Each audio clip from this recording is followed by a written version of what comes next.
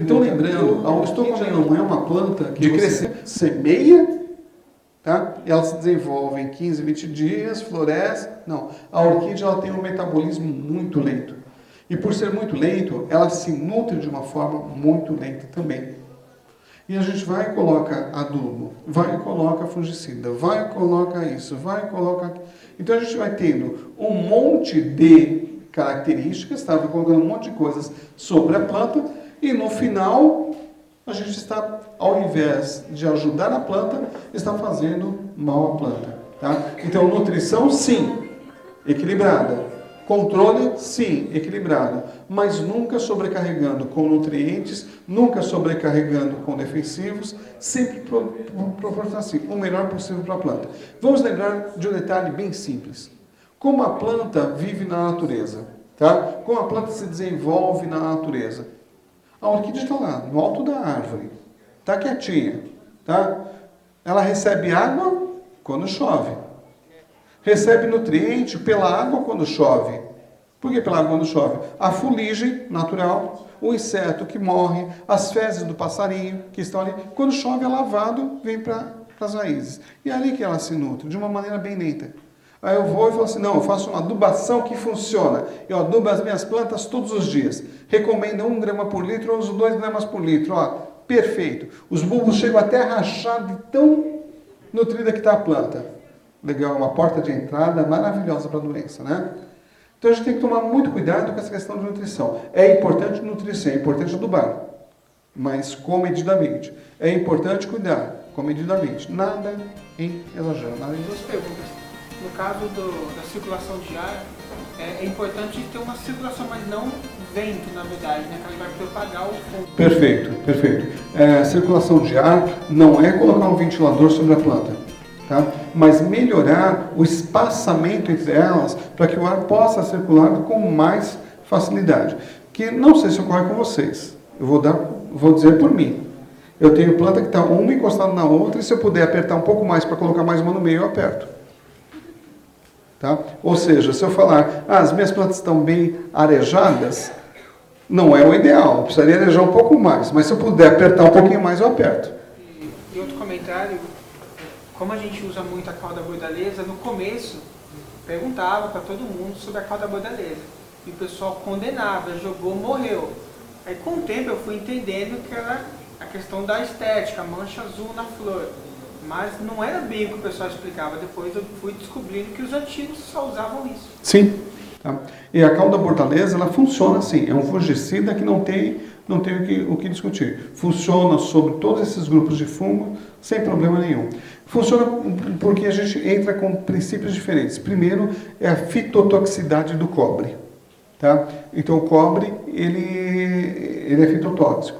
E o enxofre, além de ser fitotóxico, ele altera o pH.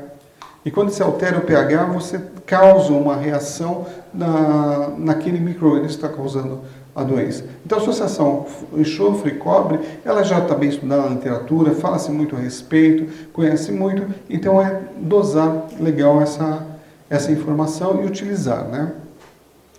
É preventivo.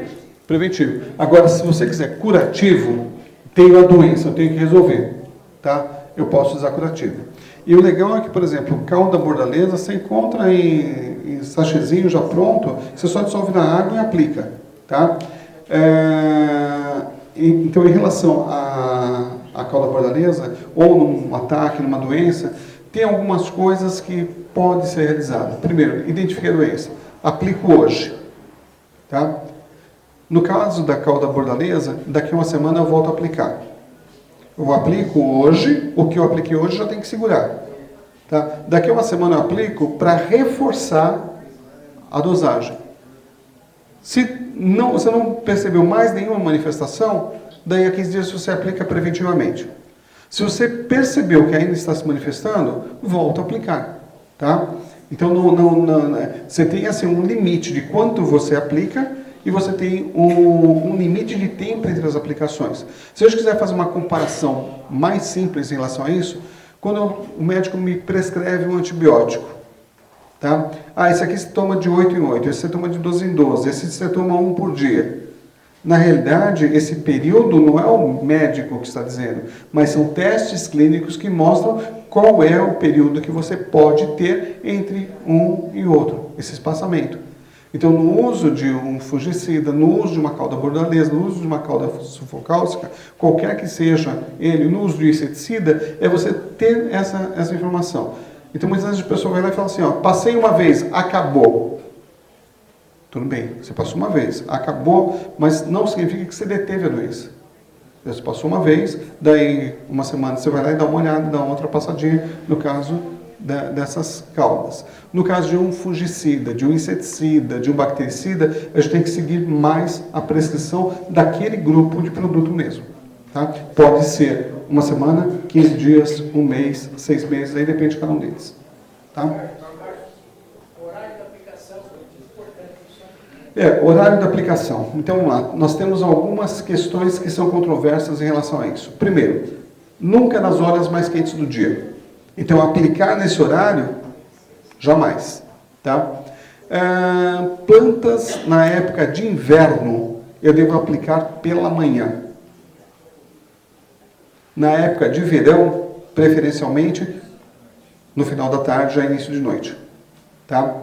Porque você permite que você tenha um efeito melhor do produto na planta. Por que no inverno pela manhã?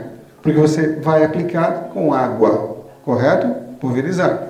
Então você tem o período do dia onde, mesmo frio, você tem um aquecimento de temperatura. Então a evaporação dessa água, ela pode ocorrer melhor.